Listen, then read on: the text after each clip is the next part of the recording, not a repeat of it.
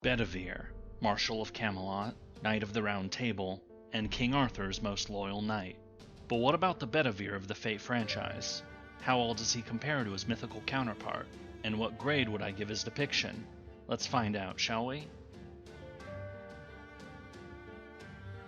Bedivere is a saber-class servant, which, it's an acceptable choice for him. Swords are a pretty standard weapon, and Bedivere isn't really known for using something else. Or at least, the modern incarnation of Bedivere isn't. The original Bedivere from the Welsh legends, Bedivere, was actually known to wield a magic lance, able to inflict wounds severe enough that every wound was like receiving 9 wounds. But that version of Bedivere hasn't been the mainstream one for almost 1,000 years now, so I guess I can forgive the FGO devs for ignoring it, just like centuries of English, French, and other authors have. It's not right, but it's reality. Getting into his character design, Bedivere has a pretty typical appearance for a knight, wearing a suit of plate armor. This design goes all the way back to his brief appearance in the original Fate Stay Night, though we only saw a side profile of him there. It's pretty generic, but that's fine. However, Bedivere does have a few things that make him stand out. First is the background, with him standing in front of a lake, the lake that he returned Excalibur to, I expect. But much more obvious, Bedivere's right arm is artificial. Going back to the original Welsh legends, Bedivere, or Bedivere, has been depicted as either one-handed or one-armed, though that didn't stop him from being able to fight. As you move up his ascensions, his false arm gets polished up, from being corroded in the first, cleaned up in the second, to positively shining in the third and final ascensions. This arm is made out of silver, but I'll talk more about it when we get to his MP. Another thing from early myths is that Bedivere is said to be exceptionally handsome, which he certainly has in his Fate depiction. Bedivere's role changed quite a bit from the original Welsh legends, where he went from a mighty warrior despite his handicap, to instead being in a more ceremonial or courtly role. Depending upon the story, Bedivere is either King Arthur's marshal, his cupbearer, or even his butler. So yes, that costume of Bedivere in a butler outfit isn't just fan service, though in later legends the role of butler was transferred to Bedivere's brother Lucan. Overall, Bedivere's design is pretty good, depicting him as a one-armed knight who, though he might not have the strength of Gawain or Lancelot, is still a capable warrior in his own right. Moving into his skill set, Bedivere's first skill is Tactics, which becomes Knight's Tactics after an upgrade. Tactics is a generic skill for those who know how to lead armies into battle, and so how best to use large formations in a fight. Now, Bedivere did not command entire armies. King Arthur tended to take that role. Rather, Bedivere tended to have control over smaller formations, such as directing part of a greater army in battle, or his role as King Arthur's marshal. So this still kinda works. It's better that it's a lower rank, though getting the upgrade to Knight's Tactics pushed this from C to B, which means Bedivere's skill as a commander is now the same rank as Caesar's. Oh boy, as if I needed more reasons to tear that guy to pieces when it's time for his video. Bedivere's second skill is Calm and Collected, which is pretty self-explanatory, meant to symbolize Bedivere's clear-headed thinking no matter the situation. Surprisingly, this isn't actually a generic skill. Bedivere's the only character who has it. I'm not entirely sure about this one. I mean, sure, Bedivere would need to keep his emotions in check in his role in King Arthur's court, but the fact that I thought this was a generic skill helps illustrate the point. This feels like a skill you could slap on a bunch of people. But, as we will repeatedly run into during this video, Bedivere doesn't have many obvious choices for skills. It's hard to pick stuff for him. Lastly, Bedivere's third skill is Oath of Protection, symbolizing Bedivere's role as King Arthur's marshal, the knight in charge of the king's household guard. Bedivere's exact role in Camelot varies depending upon the story, but it is typically either as the marshal, the cupbearer, the one who would serve the drinks and make sure they weren't poisoned, or the butler, though Bedivere's brother Lucan takes that role in later stories. Since his role as marshal meant being in charge of the king's security, this skill makes sense. Though, like his second skill, I was surprised to learn that this too is a skill unique to Bedivere, though this one suits him quite nicely.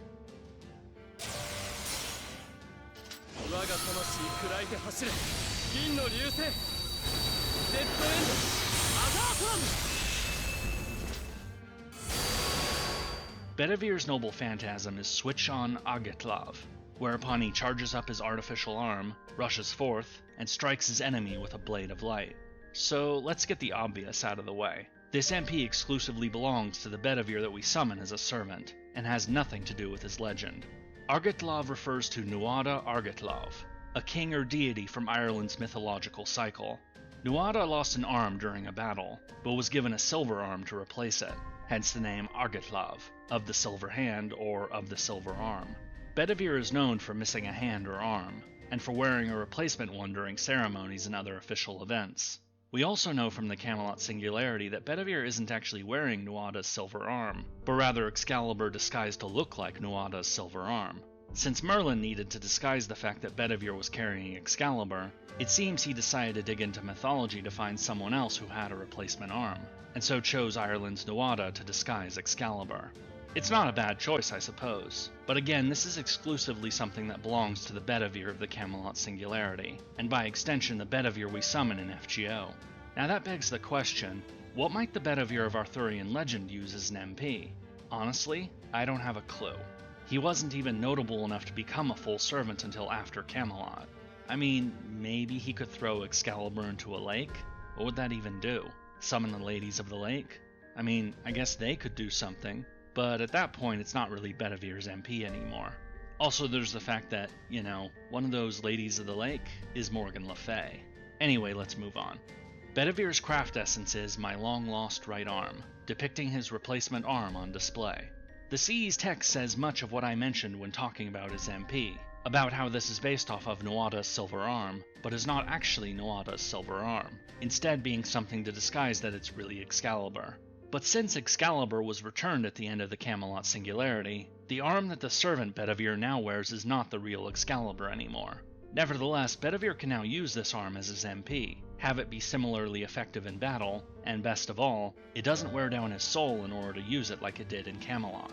Normally I have a problem with the MP and Bond CE being the same thing, seeing it as a sign of a lack of effort, but I think this works since it's a good follow-up on both his MP and his role in the Camelot Singularity. Bedivere's Valentine CE is Silver Box of Cookies, depicting exactly as advertised. Aside from the silver case, I'm pretty sure I've had boxes of cookies like this in the past. Yum. Anyway, it's a pretty basic gift, but still connects to Bedivere's character. Silver arm, silver casing containing cookies, that's consistent. Also, the scene where Bedivere gives you this is rather funny. Seeing him discuss the history of Valentine's Day, before it dawns on him that the protagonist giving him a gift might be a bit suggestive. Good fun. Now for characterization, starting with a look into the legends surrounding Bedivere. Bedivere is one of the oldest characters in Arthurian legend, going all the way back to the original Welsh legends. In those stories, he was named Bedivere, or Bedwyr Bededrant, which means Bedivere of the perfect sinew. In other words, he was both muscular and considered among the most attractive of King Arthur's knights. That nickname also hints at his capabilities as a warrior, being considered among the best of King Arthur's knights despite the fact that he only had one arm or hand. How he lost that hand or arm is unclear, either in the Welsh legends or any since then. What is clear is that Bedivere, notably in the Welsh tale Cilhol and Olwen, was a major figure in early stories of Arthurian legend, helping the titular Cilhol in his task to acquire Olwen as his bride, ultimately having to face down and defeat a giant named Espaddaden. Actually, one of those tasks Bedivere helped with was hunting a giant boar named Twrth Trwyth. Not only did that hunt also feature King Arthur's hunting dog Cavall, the namesake for the dog Cavall II Artoria Alter takes care of in Shinjuku, but also the boar Twrth Trwyth would serve as the main villain during the events of Summer 1. Despite the fact that Bedivere was one of the most notable characters in these early tales of Arthurian legend, once those stories moved away from Welsh authors, Bedivere, now known as Bedivere, or Bedwyr in French, his importance to the overall plot is greatly diminished, and often non-existent. In Geoffrey of Monmouth's account, Bedivere is not a mighty warrior, but rather King Arthur's butler. He's still important enough to be made Duke of Normandy, and the story with the giant in Welsh myth is retold in the legend of the giant of Mont Saint-Michel, where Bedivere, King Arthur, and Sir Kay slay a giant who had been terrorizing the locals. But after this encounter with the giant, Bedivere is killed during the war against the Roman Empire. Notably, the Roman emperor that Bedivere dies fighting against is named Lucius, the name Bedivere uses as an alias early on in the Camelot Singularity. One theory that seems credible to me is that much of what made the Welsh Bedivere special was transferred to the new character of Lancelot, a handsome warrior of considerable skill. However, as Bedivere languished in irrelevance, some relatives of his started getting notoriety. There's his brother Lucan, who eventually takes over Bedivere's role as King Arthur's butler, and their cousin Griflet. Griflet is only really known for two things: getting repeatedly captured and needing rescue from the other Round Table knights, and, more notably, being the knight who was with King Arthur during his final moments, returning Excalibur to the Lady of the Lake.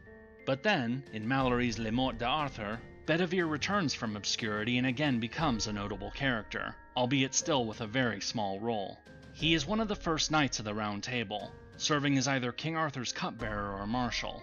Either way, he wasn't a frontline fighter type, and so Bedivere doesn't have all the quests or tournament victories that Lancelot or Gawain have.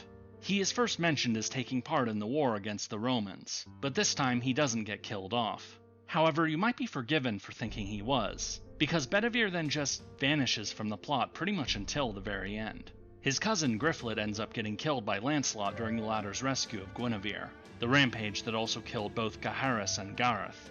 The next time Bedivere comes up in the plot is when, together with his brother Lucan, they are sent to negotiate with Mordred, to try to make a temporary peace in order to give Lancelot time to arrive from France. Unfortunately, during this negotiation, a snake bit a knight's foot. He drew a sword to kill it, everyone freaked out about the drawn sword, and so now it was fight time. What followed was the Battle of Camelot, the apocalyptic battle that saw the armies of King Arthur and Mordred wipe each other out. By the end, there were only 4 left standing: King Arthur, Mordred, Bedivere, and the mortally wounded Lucan, who was carrying Rhongomyniad for the king. After the final clash between Arthur and Mordred, Lucan succumbed to his wounds, leaving only Bedivere to tend to the mortally wounded king. King Arthur asked Bedivere to take Excalibur and throw it into a nearby lake, then to tell the king what he saw. Knowing that this would mean the king's death and not wanting such a valuable sword to be lost, Bedivere hesitated. For the first time ever, he disobeyed his king, returning and lying about having thrown away the sword. But the king was not fooled, and he told Bedivere to do as commanded, which repeated when Bedivere returned a second time to pretend he had thrown the sword into the lake. Realizing that there was no way to change the king's mind, the third time, Bedivere threw the sword into the lake, with a hand emerging from the lake to catch it before it hit the water. After returning to King Arthur and telling him of this, Bedivere carried the body of the king to the lake, where it was placed upon a boat by the ladies of the lake, including Morgan and Vivienne. They would take the king's body to Avalon to recover so that, someday during a time of great need, the king might one day return to save Britain. A body would appear the next day in Glastonbury, presumably that of King Arthur, though Bedivere himself wasn't sure about that. Bedivere would retire there, becoming a monk, soon to be joined by Lancelot and a few other knights, where they would spend the rest of their days watching over the presumed grave of their fallen king, and later their queen too after Guinevere's death years later. When exactly Bedivere died is unclear, but whenever it was, he was among the last of the Round Table knights, and certainly among its most devoted. Moving into the Fate franchise, we first meet Bedivere all the way back in the original Fate Stay Night. In the final scene of the Fate route, as Saber returns to her own time, you get to see her meeting with Bedivere, the scene I just described where Bedivere returns Excalibur to the lake, though hesitating the first 2 times. It's a scene straight from the legends. The only difference is that we are seeing our Fate characters instead of more traditional depictions of the characters. Now, normally I'd say that only seeing one scene with a character isn't enough to get to know them. But, as you may have noticed from having gone through his backstory, that one scene is the one and only thing Bedivere is typically remembered for these days, because it's the only scene of substance Bedivere tends to get in Arthurian legend. But in Fate Grand Order, Bedivere gets to have a far bigger story role than he's had for nearly 1,000 years. He is the central character of the Camelot Singularity, the primary companion in your adventures there, and the one responsible for its plot. The Bedivere we meet in Camelot is a little different from the one in Arthurian legend, since this Bedivere couldn't bring himself to throw Excalibur into the lake even after the 3rd time. This led to Artoria's transformation into the Lion King, and Bedivere wandering the world, unable to rest until he could return Excalibur. It is only after the emergence of the Camelot Singularity that Merlin directs Bedivere there, disguising Excalibur into the silver arm of Nuada until Bedivere can reach King Arthur and return the sword, and so to finally fulfill his duty. Now obviously this is a divergence from Arthurian legend, a what-if version of the character who couldn't bring himself to throw Excalibur into the lake since it would mean the death of his king. Bedivere is torn between his loyalty to follow his king's commands, but not wanting his king's life to end. His hesitation leads to the events of the Camelot Singularity, where Bedivere is forced to confront the choice he made. and that, in order to undo it, he has to fight against his king and the knights he had once fought beside. It's very sad, but it also ensures that Bedivere comes across as an admirable character, a benevolent knight who struggles with the consequences of his actions, but who wants to do the right thing no matter what it might cost him personally. In the end, he does return the sword, and his body fades away.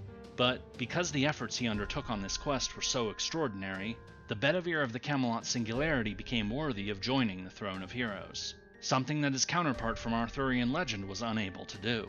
Bedivere does have other appearances in FGO. He has a rather comedic interlude where you go to a beach, catch a monster instead of a fish, cook it as food anyway, before Bedivere tells the story of the giant of Mont Saint-Michel. Bedivere also sometimes pops in during summer events, or really any time the other Knights of the Round Table meet up. And while I could talk about those other appearances, honestly, it doesn't matter for the purposes of this video. Bedivere's role in the original Fate Stay Night, and especially the Camelot Singularity, are far more important in determining the quality of his depiction. What we have in Bedivere is the developers taking the established character from Arthurian legend, and then putting him at the center of a what-if story that, though different, is still recognizably the Bedivere from the legends. It's a new, expanded character who is more developed and more plot-relevant than his original version, which, considering how long Bedivere has been neglected, one could argue that Fate giving Bedivere such an important role is long overdue. And now for the verdict. What grade would I give Bedivere's depiction in Fate Grand Order in the wider Fate franchise? Well, his character design and skill set are pretty good, especially when you consider how little legend there is to actually work with. His MP is only found in his FGO version, but there is no obvious MP for Bedivere to get from Arthurian legend. As for characterization, we technically have two Bediveres, the one we saw in Fate Stay Night, and the one we meet in FGO. The scene we get at the end of the Fate route is basically a retelling of the original. That is the Bedivere of Arthurian legend. The Bedivere we meet in Camelot, however, is something new. A character who takes the existing legend, changes its circumstances, and by doing so gives Bedivere a bigger role than in the original. Every once in a while I get comments on videos saying that my grades are too harsh, that the Fate franchise isn't trying to perfectly match the original characters, but rather that they are creating their own new versions of them. And while sometimes the way Fate interprets certain characters is really bad, there are a few cases where it goes the other way. To paraphrase Shiro, there's no rule saying that Fate's version of a character can't surpass the original. We saw it with Oberon in Lost Belt 6, and in a few months NA players will get to meet another one in Lost Belt 7. But Bedivere is probably the best example of this, where the Fate franchise takes the original character and makes it something better. The difference between Bedivere and Oberon is that Oberon was radically changed, especially his Vortigern half, whereas Bedivere is basically the same character, but given a larger role and a new tool to use. The Silver Arm Argotlav is pretty much the only thing wrong with his depiction, but even if that does lower his grade, the Bedivere of Fate Grand Order is an excellent character regardless. And so for a final grade, I am going to give Bedivere, the Marshal of Camelot, an A-.